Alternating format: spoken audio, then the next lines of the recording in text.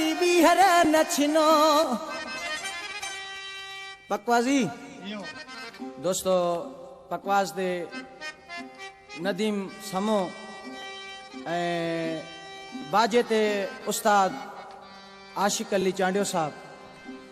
बैंजे ते उस्ताद मोहम्मद बख्श हैदराबाद वाले फिदा ते मनल बैंसरी नवाज उस्ताद फिदा हुसैन साहब ओ मसे मसे मिलिया आहियूं वरी बीहर नछनो टोड़ियो जोड़ी न असांजी बेली खुदा खे मनियो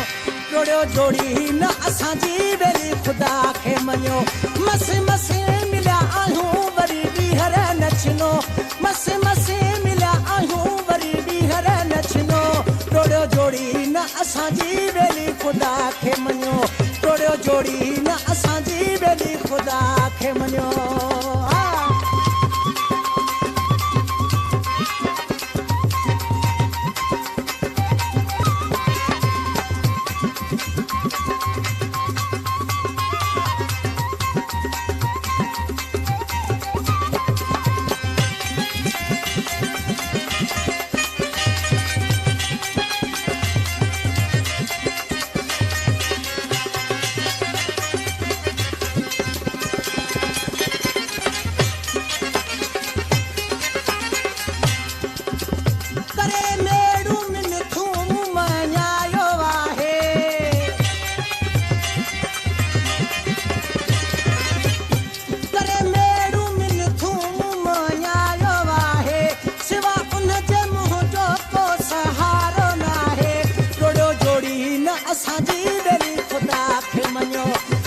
जोड़ी न असांजी बेली खुदा खे मनियो मसे मसे मिलिया आहियूं वरी बीहर नछनो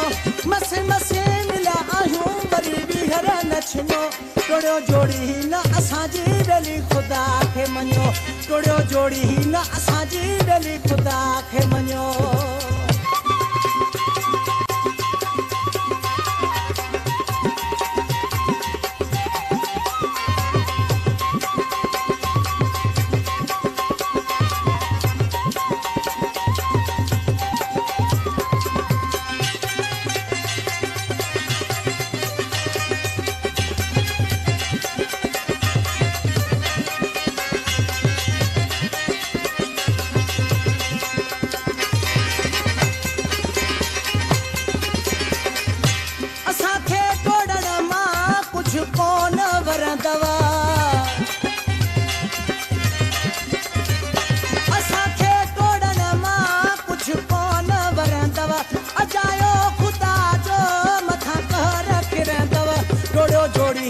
असांजी बेली खुदा खे मनियो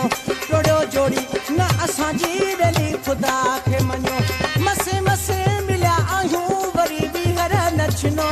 मसे मसे मिलिया आहियूं वरी बीहर नछनो टोड़ियो जोड़ी न असांजी बेली खुदा खे मनियो टोड़ियो जोड़ी न असांजी बेली खुदा खे मनियो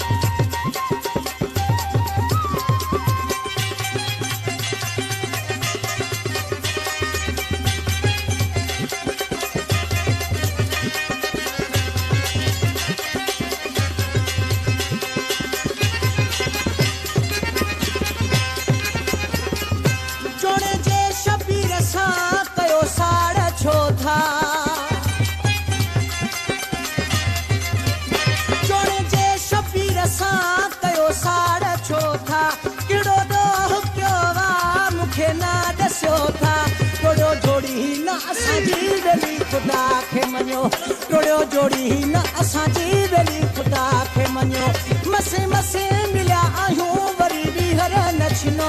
मसे मसे मिलिया आहियूं वरी बीहर नछनो टोड़ियो जोड़ी न असांजी बेली खुदा खे मनियो टोड़ियो जोड़ी न असांजी बेली खुदा खे मनियो